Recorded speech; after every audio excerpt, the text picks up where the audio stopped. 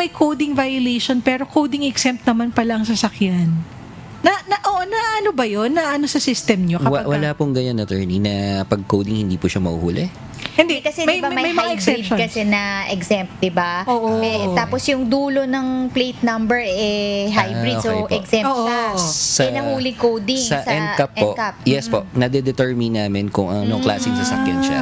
Kung electric, hybrid, or public utility vehicle na exempted sa coding. Okay. Yes po. Yes.